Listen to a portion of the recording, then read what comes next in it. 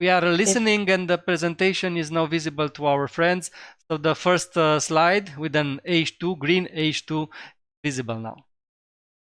Okay, thank you very much. Well, first of all, I would just like to start by thanking you for the invitation and Energynomics as well. Sorry, I cannot see the slide. I will. What about the others? This presentation is available only to our friends in My Connector, not in Zoom, because it is what I present. Sorry, I understood. I'm sorry, and I will come back with the presentation to you after the conference. Okay, yeah. Lavinia, please.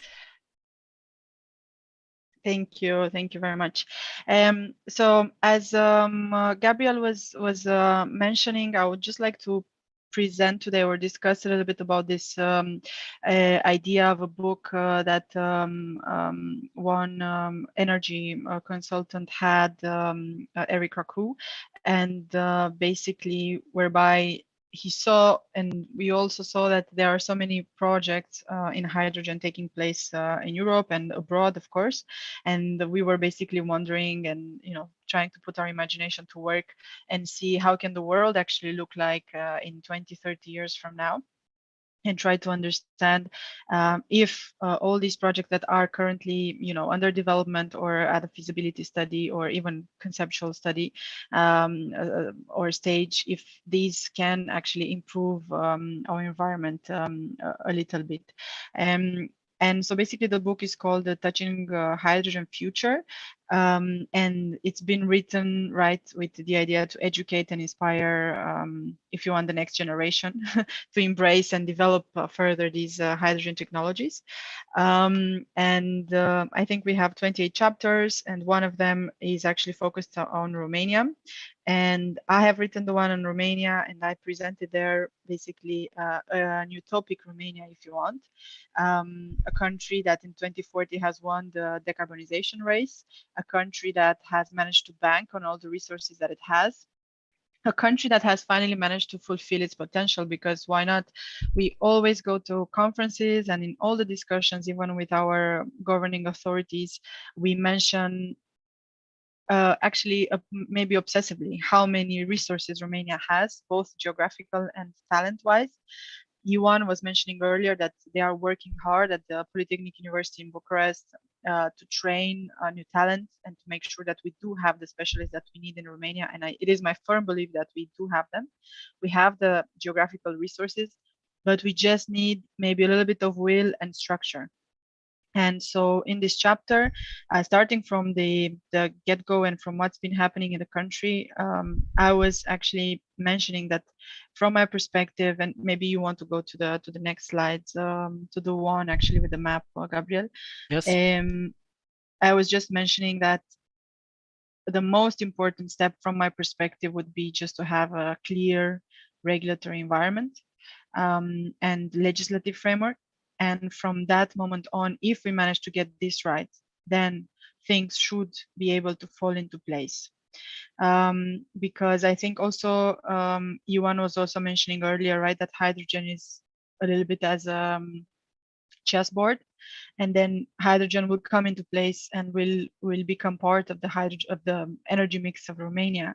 However, we do need to make sure that the entire energy system framework of Romania is well regulated, in the sense that we have clear rules, in the sense that we have an open market, but a market that works according to some targets, according to some policy objectives, according to some stability that all the investors need and want. It has been said also before, and we know, all of us, that Romania is very rich in natural resources. We have a lot of gas, right? With the closing of the Groningen field, we can become the second biggest producer of gas in Europe. We have a lot of gas and resources under the Black Sea, between 50 to 80 BCMs. Then we need to start actually using all these resources that we have. We have a lot of advantages, if you want, all throughout the value chain, and they need to be made use of, to make sure that indeed Romania can be winning this decarbonization race, and we can also be energy independent. Actually, according to this study from Hydrogen Europe, Romania apparently ranked number 4th after the Netherlands, Spain, and Germany at the hydrogen potential. I also saw that the Romanian gas TSO Transgas recently joined the European hydrogen backbone. This was also mentioned by Benoit earlier in the meeting. Then there are basically a lot of things that can be done, but we need to get this regulatory framework straight. And unfortunately, in 2021, we do not have a strategy for hydrogen, but you also mentioned, Gabriel, earlier that the idea would be to have something by the end of 2022. I know that the target from the National Recovery and Resilience Plan is to have this hydrogen strategy by 2023 maximum. It is encouraging to hear that the same will be happening in Bulgaria, because it's time for us to make sure that we put together all these fragmented pieces of legislative initiatives or speeches of politicians, and we put them actually in a document that will make Romania win this decarbonization race, as I called it. So I just want to maybe show a little bit what we have in Romania so far and what we need to do. So I saw that hydrogen has been mentioned basically in this national energy and climate plan of Romania that is covering the period up to 2030. This national energy and climate plan has been approved by the Commission in 2021, and it includes the role of hydrogen in transport, gas, power sectors, but it does not introduce any clear targets and objectives for the future. And it lacks basically overall this comprehensive framework for the use of hydrogen. In the National and Recovery and Resilience Plan, on the other hand, we have a clear reform called Reform Number 4. And this Reform Number 4 basically states that we do need to develop this legislative and regulatory framework for future technologies, in particular hydrogen and storage, because this legislative and regulatory framework will basically enable removing any administrative obstacles to the developing of renewable hydrogen, with focus on transport as well as gas and electricity. Basically, apart from this only mention in the National Recovery and Resilience Plan, we do have also some small, if you want, progress done with other legislative initiatives here and there, either amendments of the energy law or some emergency ordinances. But from my perspective, all of these things have to be actually comprised in a clear strategy. So, for example, in July 2020, we had an amendment to the energy law through Law 155 that basically said that and introduced for the first time the role of the Romanian regulator, ANRE, who is supposed to be in charge to elaborate these technical and commercial regulations regarding the operation of a hydrogen terminal and the methodology related tariff.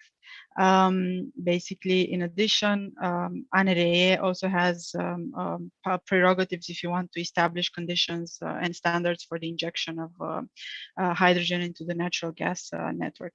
But the amendments brought up by this law stopped at these provisions regarding hydrogen, and they push hard for the accelerated gasification of the country. However, we do not have more than that. So we need to make sure that these initial starts in regulating hydrogen or creating some sort of a regulatory environment will be actually put in place in a clear strategy. We have also a couple of days ago, if you want, the Romanian governing coalition has introduced the offshore law in the parliament circuit. This is also another important steps to make sure that we have, if you want, some sort of right progress in the right direction, and so on, and so forth. The second important step from my perspective would actually be to make sure that apart from having the internal hydrogen strategy, we actually make sure to, if you want, align ourselves to the European regulatory developments. And I think the most noteworthy one would be this draft hydrogen and decarbonized gas market package that was issued by the European Commission in December 2021. And that is basically stating that, right, by 2025, if you want, at the interconnection points, all the TSOs need to be able to take up to 5% blend of hydrogen, which means that, again, internally for Transgas, for example, for its interconnection points with the other transmission system operators, they will have to do a lot of works in order to make sure that by that time they will be able to accept up to 5% hydrogen blend on their system. And also they will also need to make sure that they do all the works necessary to basically give access to these renewable and low carbon gases on their system. It is, though, very happy news to see that Transgas concluded this memorandum of understanding with the Slovakian, Hungarian, and Polish TSOs, and therefore they are trying to learn more from each other in order to make sure that they are taking the right steps for this. Another regulatory development, I think, which is important to be followed also at Romanian level would be the guidelines for the network infrastructure, the TENI regulation, which basically states that in order to become a project of common interest, you do need to show that you are decarbonizing, and which basically states that there are only the hydrogen, if you want, projects will get the PCI status and also then the funding, and not just and the gas doesn't have this possibility anymore. And then basically, I think the next important steps, right, are to make sure that we apply for the funding and we unlock the investments. It is a very happy news to see that a couple of days ago, mid-April, right, Romania launched for the first time this state aid renewable support scheme for wind and solar projects. And then the first 450 million euros are actually deployed. So this is the first support scheme under the Romanian National Recovery and Resilience Plan.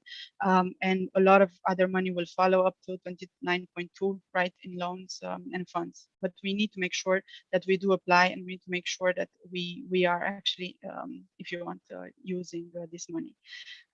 Then the fourth step would be, of course, to reinforce and modernize the power and gas grid, but also the interconnectivity with the other TSOs. Continue to work on the idea of a hydrogen valley in Dobrogea.